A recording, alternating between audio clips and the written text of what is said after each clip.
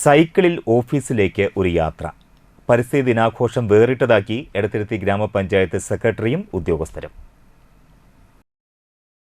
ലോക പരിസ്ഥിതി ദിനത്തോടനുബന്ധിച്ച് തദ്ദേശ സ്വയംഭരണ വകുപ്പ് നടപ്പിലാക്കിയ ഗ്രീൻ കേരള റൈഡിൽ തദ്ദേശ സ്വയംഭരണ സ്ഥാപന ഉദ്യോഗസ്ഥനും ജനപ്രതിനിധികളും അന്തരീക്ഷത്തിലേക്ക് കാർബൺ പുറന്തള്ളുന്നതിന്റെ അളവ് കുറയ്ക്കുന്നതിനായി പരിസ്ഥിതി ദിനത്തിൽ പൊതുഗതാഗതത്തെ പരമാവധി ആശ്രയിക്കുക എന്ന നിർദ്ദേശപ്രകാരമാണ് മറ്റു പൊതുഗതാഗത മാർഗങ്ങളെ ആശ്രയിക്കാതെ സ്വന്തം സൈക്കിളിൽ യാത്ര ചെയ്യാൻ സെക്രട്ടറിയും കൂട്ടരും തീരുമാനമെടുത്തത്.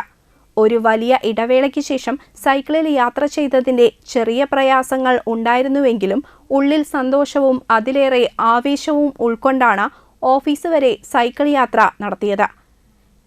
Edathuruthy grama panchayat secretary KV Saneesha, panchayat office ക്ലർക്കുമാരായ Sajeesh, Rahul, senior clerk Vidya, health inspector Devu, technical assistant Ajmal തുടങ്ങിയവരാണ് സൈക്കിൾ യാത്ര നടത്തിയത്. ഒരു ഗ്രീൻ കേരള റൈഡ് 2025 എന്നൊരു പേരിലൊരു ഡ്രൈവ് നടത്തുന്നതിനെ സംബന്ധിച്ച് ബഹുമാനപ്പെട്ട LSGD പ്രിൻസിപ്പൽ ഡയറക്ടർ ചിത്ര IAS മാഡം ജീവനക്കാരോട് ആവശ്യപ്പെടുകയുണ്ടായി.